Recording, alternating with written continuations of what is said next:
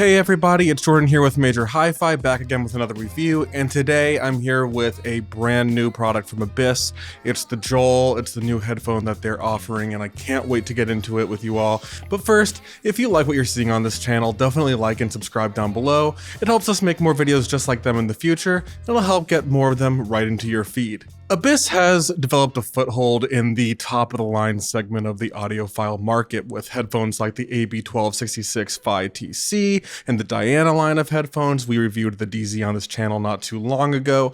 But their latest challenge to themselves is making a headphone that can do two things. Number one, be a jack of all listening. That's what JOAL stands for.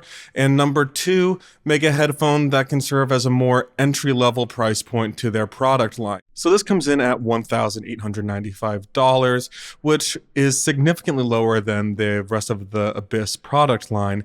And it also is looking to be good for all genres, all time periods, all types of mastering quality. These headphones are supposed to do it all at a fraction of the Abyss price. Does this succeed at being the jack of all listening? Well, let's find out in this review. We'll start with what's in the box, and the first thing is obviously going to be the JOAL headphones with these pre-attached pillow top ultra suede ear pads. And then you also get this really nice hard shell case, and the inside is velvet lined. Up here's a molding for the headphone, and here's more space for them to really fit in. So this is a really nice heavy duty case that comes with the headphone. And then you also get this really nice headphone cable. It's got the proprietary Abyss headphone connectors as well as a 4.4 millimeter termination.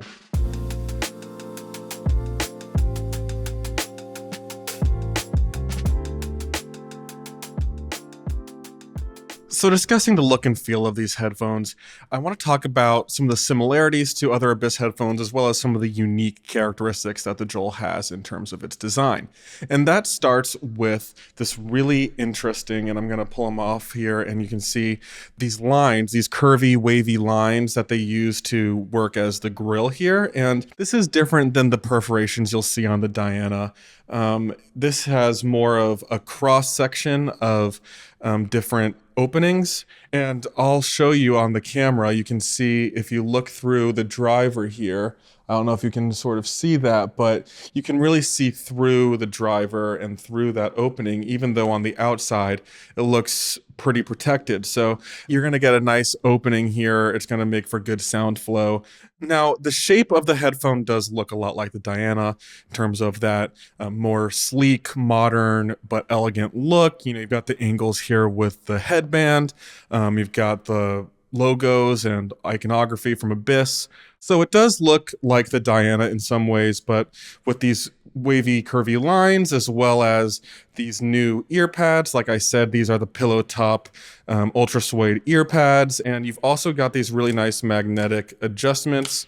So it's got a lot of innovative features here that separate it from the rest of the product line as well. So I really liked what they did here of combining the best of the Abyss line and also giving it its own standout features as well. And I also want to mention that the ear pads are swappable, so you can replace them with hybrid suede, lambskin, or base-ported options, as well as any Diana option. These are compatible with any Diana ear pads. It's the same size, and it'll fit perfectly. Now let's talk about the new JOAL cable, which is a 2-meter, 16-core, super soft OFC copper alloy cable. It sounds pretty good. I don't think you're losing any Abyss sound quality in terms of the cables they make. They're known for their cables, and I think they've done a good job here in terms of sound. And in terms of build, I think it's also really strong. It doesn't tangle, it's not janky, it's really smooth in its movements, and it's flexible. And overall, I think it's going to withstand the test of time, just like the headphones overall. The headphones come in at 390 grams, which is with the ear pads attached, which I think, again, is really appropriate. And again, I think there's a sweet spot here that they've really nailed with the ear pads and the cable and all the components here. It all comes together to hit this nice sweet spot of not being too bulky, too heavy to the point that it's uncomfortable, but feeling solid and feeling robust and durable. They've balanced this all with all the components here, and I think overall, the look, the feel, the build have all really been knocked out of the park by Abyss. And one other note, Everything here is vegan friendly. The leather's here, everything. If you are somebody who's going to consider that in their purchasing, then definitely this is going to be a headphone that is suitable for you. And it's also made in the USA in Abyss's New York facilities.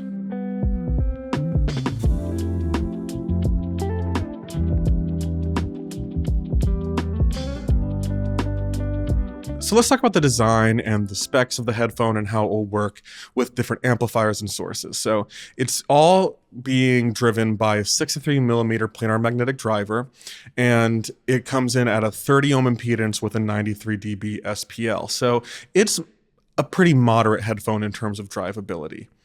I was able to run it off of a dongle, as Abyss advertises, as well as higher end gear that really scaled the quality of the headphones. So anything you use it with, it's going to work, but the higher up the totem pole of quality sources and amplifiers you go, the better these are going to sound. Abyss says that the minimum amount of power that these headphones should require is about 250 milliwatts, but they say that 1 to 3 watts is really where these want to be.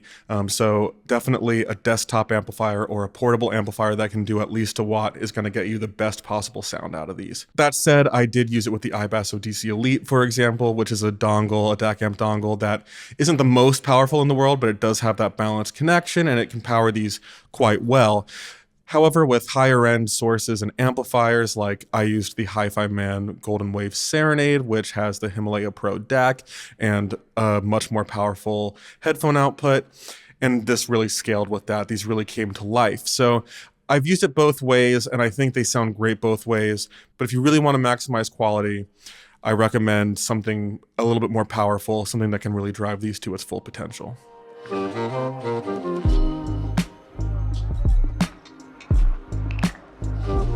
Okay, let's get to the part we've all been waiting for, the sound impressions. And overall, I thought this headphone does two things at the same time, and it does it really well. It's able to present things as fun and engaging and exciting, while also maintaining detail retrieval and resolution at the levels that we know Abyss for. And again, we were talking about the two goals that Abyss has in this headphone. And the number one goal is to be the jack of all listening. And the second goal is to introduce people to Abyss. So they're trying to combine a unique sound characteristic, something that's going to work with all sorts of music, yet still introduce you to the resolution and capabilities that Abyss is known for. In that low end, it starts off pretty neutral, but then it elevates a little bit, adds a little bit of heat in that mid-bass area. And what that does is provide some emphasis. It helps with slam, it helps with presence, it helps with dynamics. It makes things feel really punchy without ever getting too slammy, without ever getting too over the top. And by keeping things neutral below that mid bass, it allows for that slam to be there, but for there to be room for detail. So it's getting its body and its character from the mid bass, but it's retaining the speed and the dynamics of the very low end to keep things fast and dynamic. And a track that serves as a good example of this is Caroline Polachek's remix of Charlie XCX's song, Everything is Romantic.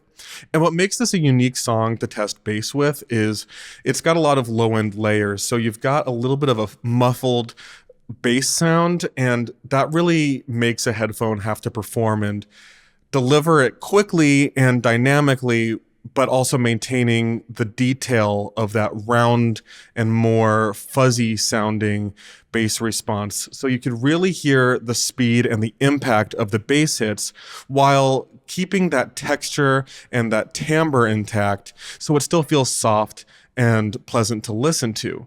And then that low end space allows for more resolution. So when it doubles up with this low end synth sound that's a little bit fuzzy too, it doesn't all meld together in one fuzzy sound. You still hear this really nice separation that keeps the information and the texture independent from the impact and the bloom of the notes. And I think that's a really fine line to walk, and Abyss walks it really well. The mid-range really unlocks this headphone. Again, like the bass, it's doing two things at once. It's presenting a mid-range that's really clear and articulate and natural, but also expansive in terms of space. And I'll talk about Promises by Floating Points and Pharoah Sanders, which combines jazz and classical and electronic elements, and again, really puts an emphasis on separation and detail retrieval. But it's also an album that should feel relaxed and a little more vibey, if you will. And so I like to test headphones out with this one. And I found what the JOAL was able to do was really accurately portray the saxophone of Pharoah Sanders. You hear every crack in the instrument, you hear every little detail, you can hear the breath, you can hear all the little accents and points of emphasis that Sanders puts on each note. It's just really incredibly present without being too forward or too elevated or too warm. There's no coloration to it. It's just a really pristine reproduction of the saxophone. But then what it does is take those classical instruments, you've got the London Symphony Orchestra on this, as well as Floating Points doing some synthesizer work.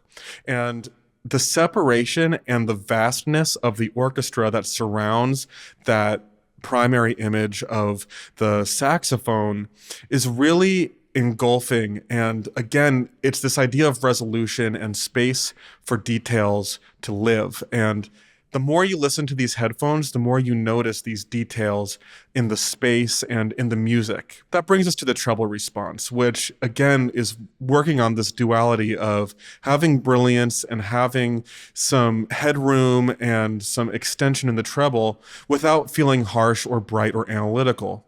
Again, the detail lives in the music. So cymbals aren't going to sound really harsh or sibilant, but if you hear a higher note on a piano, you'll hear that ring, that percussive ring that comes from the key hitting the string inside the piano. It's a micro detail that lives within the character of the music, within the texture of the instruments.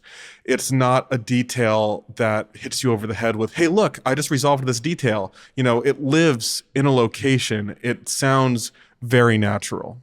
And that's something the soundstage does really well too. It's pretty wide, as Abyss headphones are known to be, and I really enjoyed that. But what really makes it special is the sense of space and accuracy in its imaging, and it allows the music to sound naturally reproduced with sound sounding in the place they're supposed to be, rather than feeling like stray information that's maybe artificially located within the soundstage. In terms of stereo width, it's pretty wide. It might not get to the point of the 1266, for example, but it does a really good job at presenting a soundstage that is going to be roomy and spacious and imaged well. And I think you're going to really enjoy the way that the sound comes together here.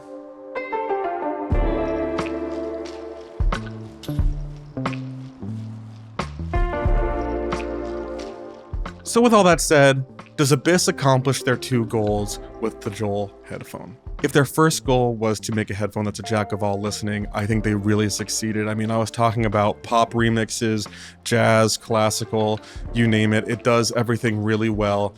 Overall, it's a neutral sound signature, and it just works for everything. It's able to be forgiving to poorly mastered tracks and be analytical on more detailed tracks.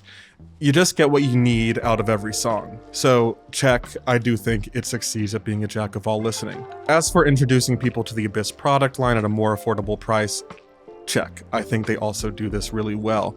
At a fraction of the price of some of their higher end headphones, they're able to show off the natural resolution that Abyss is capable of. And they also do it in a musical way that's going to be more approachable to people who are newer to high-end audio.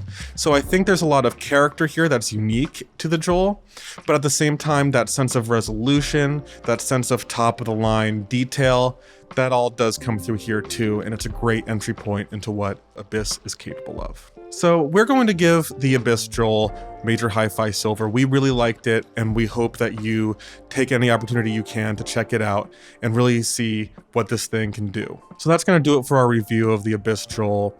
Let us know what you think of the headphone down below in the comments, and definitely like and subscribe as well. Again, it'll help you get more videos in your feed just like this. It'll help us make more of them in the future. I've been Jordan with Major Hi-Fi, and I'll see you next time.